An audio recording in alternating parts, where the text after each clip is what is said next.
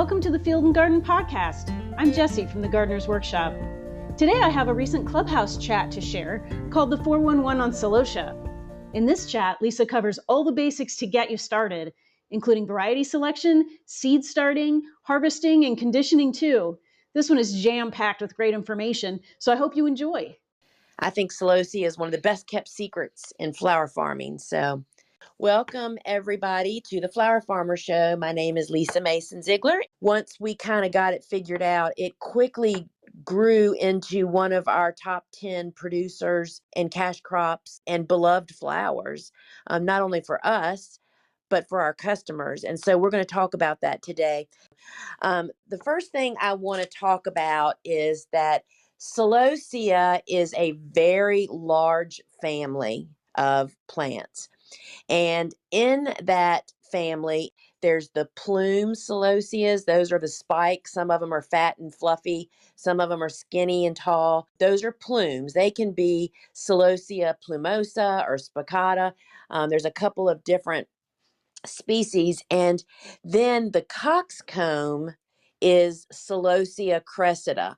So if you just want to think Celosia is like the king of the entire bunch, but then there's a whole bunch of different subcategories underneath that. And I think that it's kind of difficult at first when you're first learning about these to wrap your head around all of that. So I will tell you that surprisingly, when I learned about growing more of the hybrids of the plumes, which are definitely the most expensive seed, I soon, those plumes grew into my top 5 cash producers on my farm. And so I'm going to talk about that a little bit. About variety selection is a big part of the problem that people struggle with Celosias. So let's just start at the beginning though first. Let's talk about seed starting with Celosia. Celosias and snapdragons, I get more questions about probably than any other plant family. And it's because the seeds are tiny and they should be sown on the surface where they make contact with soil, but they are kept moist and warm.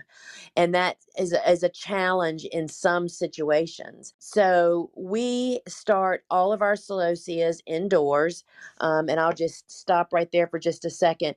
Celosia to bloom needs, to grow and elongate, meaning getting tall stems, needs long days of sunlight. So I have never had great success direct seeding it outside. I don't do much of that.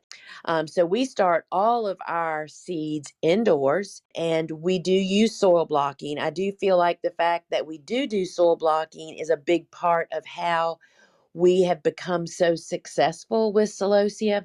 Celosia, according to lots of people that are in the know, Celosia really resists being pot bound at all. And what it does to them is they just kind of get stunted. They don't really die. They just kind of sit there and look at you and just don't really change their pattern once they're actually planted. And it would appear that soil blocking them, because they don't really get pot bound, right? That we just haven't suffered from that. So we do all of our seed starting indoors into soil blocks.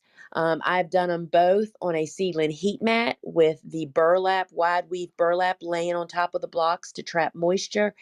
And we start them in a germination chamber, which is basically nothing but a sauna for your blocks with, or anything, a tray or blocks. It does what a heat mat does with moisture added in, and you can start typically a lot more volume of trays at the same time. That's why most growers go to that. But I will tell you that Celosia loves being started in a germination chamber if that is an option. And you will definitely find that, like, especially some of the new pricier hybrids, which typically have just such excellent germination. So if you haven't experienced some of the those hybridized varieties, those that have just had a lot of deliberate work done on them, and you're having poor germination with other varieties, I would encourage you to test the waters and try one of the those varieties that do seem to have just excellent germination.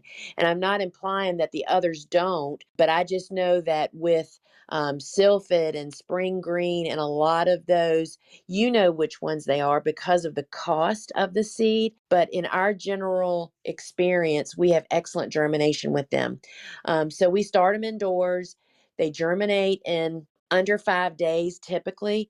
Of course, once 50% of them are showing signs of life, we move them off of the heat mat or out of the germination chamber to under grow lights. And they're under grow lights for 16 hours. And then typically we bump them out to the carport to get hardened off, because now we're talking about warm season tender annuals, right? We're not talking about cool season, cool flowers. We definitely harden off warm season annuals for at least 7 days before we plant them out. Heat is really, really tough on transplants. And because we tend to plant into that black film this time of the year, that makes it even a little warmer. So we really want them to be very well hardened off. So that's basically, as simple as I can put the seed starting process. And we have great success with that. So the other variable on Celosia is it a branching Celosia or is it a single stem? Now, granted, I will tell you, I was just having to look up the other day on a flower seed, one I hadn't grown before. Is it a single stem or is it a brancher? And I totally understand people's frustration.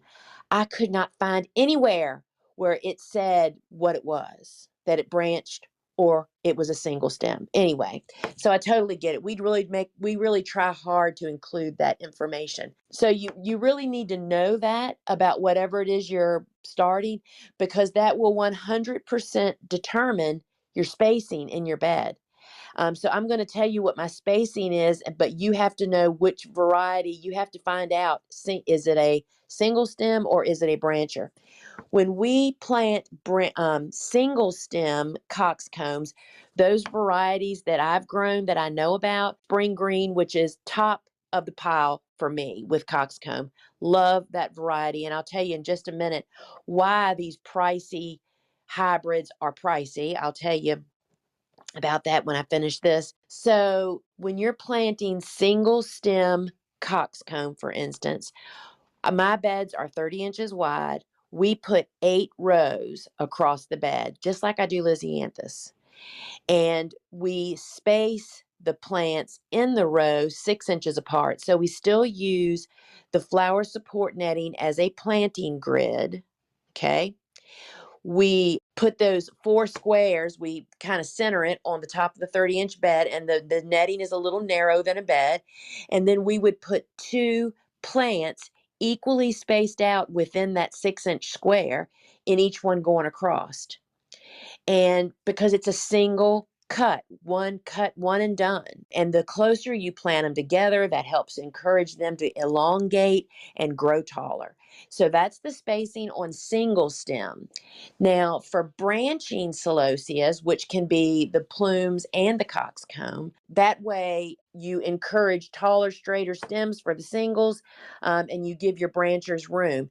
100% net Celosia, particularly the coxcomb, right on the verge of it being ready for you to cut, and it's gorgeous. Come along and pound the bloom around. Don't go there. I know people that have friends that have told story over and over again saying, I didn't net it and thought I could get away with it, actually had sold it, and along comes a downpour of rain and literally put them all in the mud. So I am a high believer of Celosia being netted and supported somehow. I want to give just a little note, and then we're going to jump right to harvesting. Those single stem coxcombs are one of the pricier seeds. There's several different varieties. There's Spring Green, Neo, Act, Bombay. All of them are more costly. And I'm going to tell you why in just a second, but I want to say that I don't even starting those single stemmed until, I don't try to plant them early. You know how I push the envelope with my first warm season? I typically am not pushing the envelope on that group of plants. A, the seed costs the most. And secondly, you only get one chance to grow it, right? If it comes up short, it's not going to have another stem. So I just start those with my second succession. I mean, when we were in high production, we do up to 6 or 7 successions of warm season. So I kind of would hold off until the next one. Now, these hybrids, one of the characteristics that is the most beneficial that I believe with the hybrids, besides the color and beautifulness of all of them, is that many of them, one of their qualities is that they are slower to go to seed. Do you know what that means? You have a wider window to harvest it. But that also contributes to they aren't real productive of seed. That's what perpetuates the seed cost, y'all. Spring green, for instance, I have grown it. I mean, we used to plant spring green every week with sunflowers, not with them, but we would do it once a week like we do with sunflowers, because I could sell that big, gorgeous head to our commercial customers. They'd buy every stem that I ever had all season long, right? It was just a matter of buying the seed and getting the whole freight train thing going with it like we do sunflowers. And I let some go, some that would come up short for whatever reason. And I think, oh, I'm going to let them go in the garden and see if they produce seed. I mean, they produce so few seeds. I totally gift my money to the seed hybridizers now. I mean, it's like you get a whole different perspective. So one of the qualities that I value the most is the fact that they go to seed later. And that brings me to harvesting. The number one problem people struggle with is when to cut a celosia, whether it's a plume or a coxcomb. And you totally 100% are just going to have to do it, right? The bottom line is this. You want to find how you can get the biggest bloom you can, but before it starts to develop seed. And you're just going to have to start doing it in your garden. On a coxcomb, like for instance, there's 2 types of coxcomb. There's the fan type, which is like Bombay, which you see the sides of the bloom is as exposed as the bloom top. You really don't want those to get dirty. You can't sell them. You can't use them. You cannot put them in bouquets because they're going to drop seeds all over your customer's tabletop.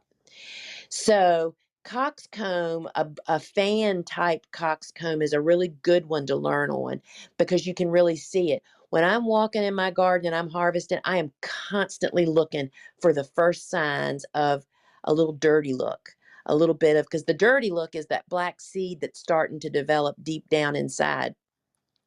So you soon learn what a bloom for a specific variety, what stage it's going to get to before it starts developing. But it's the same on plumes.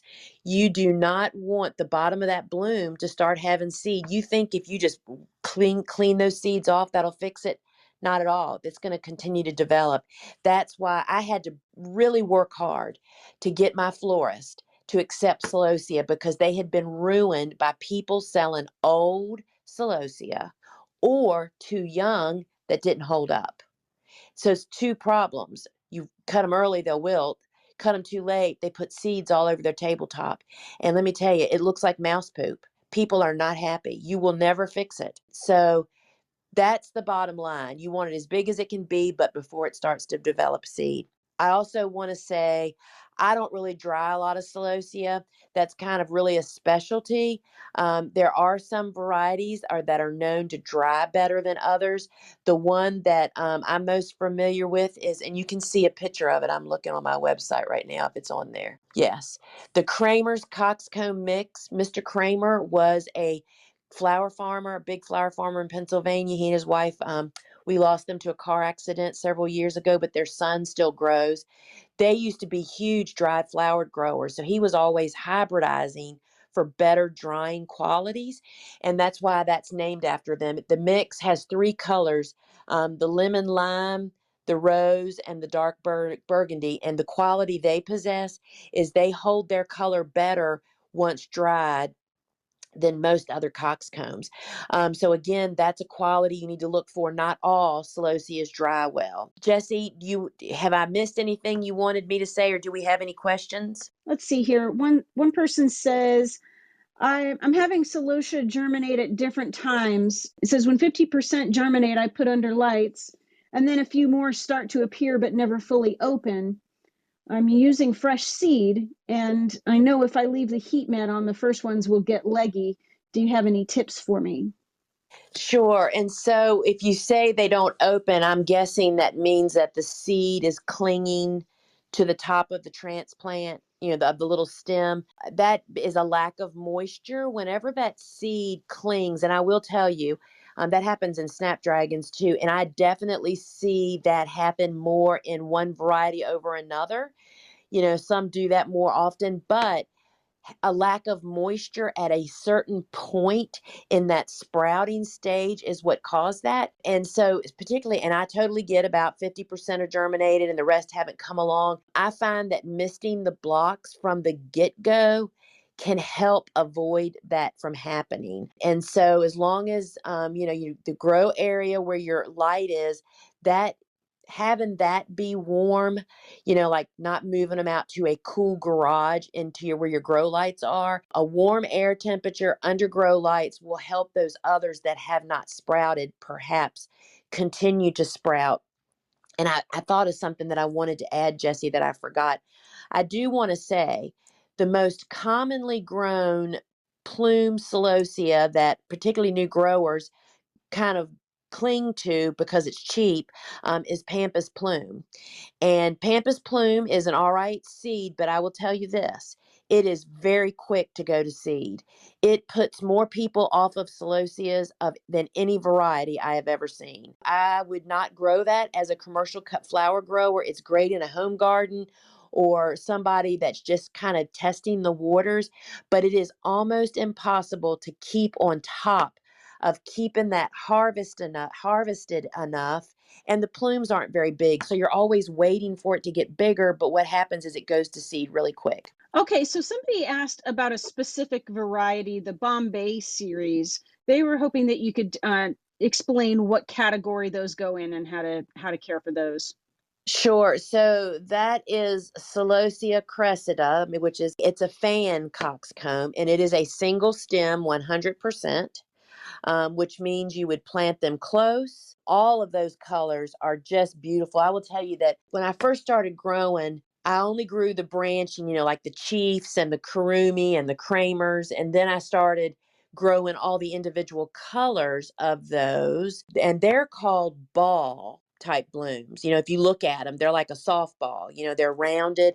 And the benefit of the ball ones, which are all those branchers that I just mentioned, is the edges of the bloom kind of cover the neck of the bloom where the seed develops. So first off, you have to really look to where the seed's developing, but the Bombays are the fans. So their collars are really exposed. So you have to really monitor. And I would say, until you feel confident, I would check those necks every single day once they start getting big. And the first sign of anything, it's like if you let one get away from you, you have to figure out what did that look like 2 days ago. Beautiful, beautiful. I love Bombay. Great. So somebody asked how you fertilize Celosia. What do you use to fertilize them? How often do you need to do that?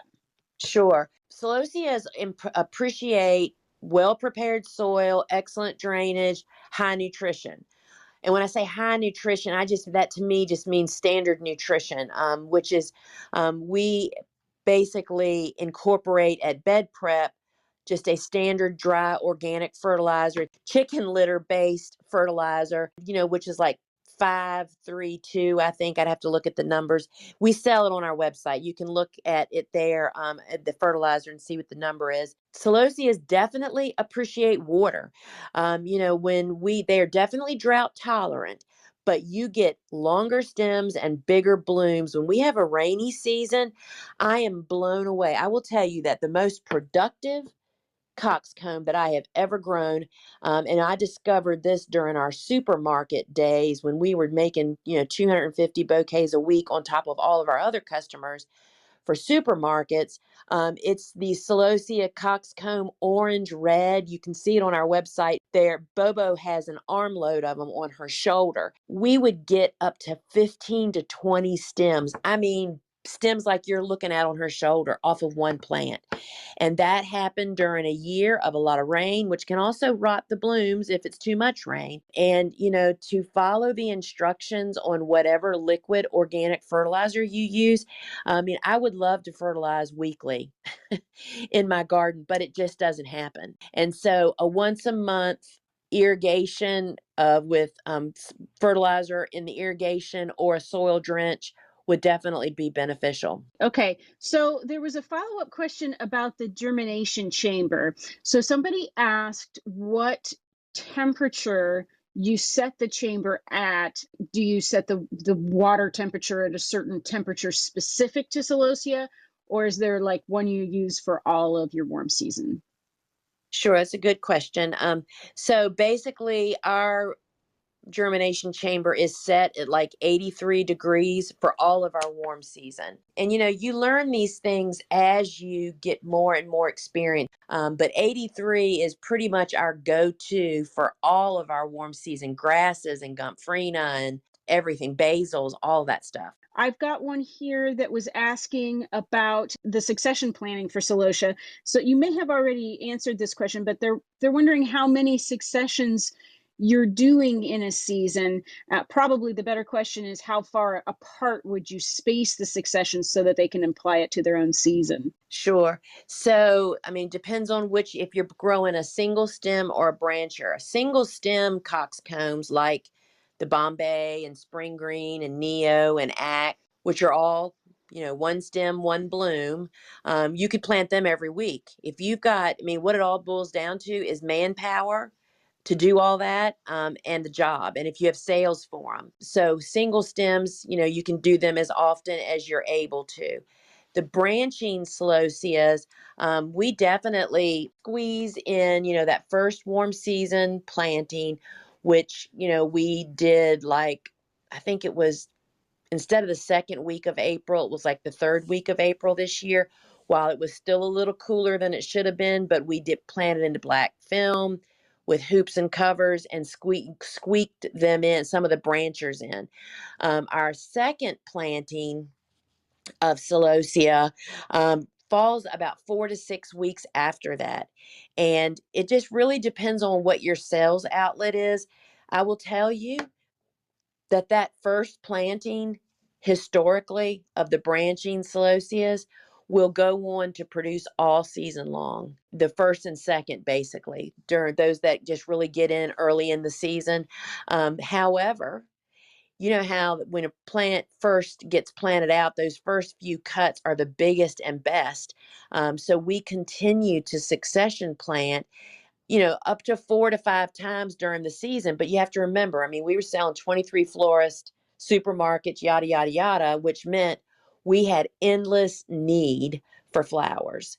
And Celosias, as I came to love them, particularly the plumes, sylphid, the Sundays. So we never had enough of them, is what I'm saying to you. So, every 4 to 6 weeks would be a good coverage. The singles, do them as often as you want to have those big, beautiful blooms. What I didn't mention, Jesse, was about harvest conditioning. The number one thing, of course, is to cut Celosia, as we discussed before it sets seeds. We always use the CVBN tablets to keep the water pollution free and send them home with cut flower food, depending on what your customer is.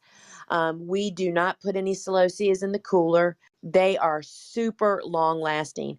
I will tell you that between Celosia, marigolds, and sunflowers, that's how we floated a supermarket 250 bouquets a week for years. People just really, really love them. And I feel like I think that Pampas Plume has ruined the reputation of Celosias for a lot of people. They grow it, they can't keep up, then it gets seedy, they never get big.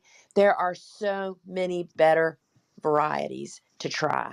And I just encourage people to step out and try them, because particularly if you live in the South, the hotter and drier it gets, if you give them a little water, they are what will outperform everything and continue to last a long time in the vase. Someone had asked if you had any specific advice about pinching celosia. Sure, that's a great question too. So yes, you would only pinch those varieties that you know are branching, right?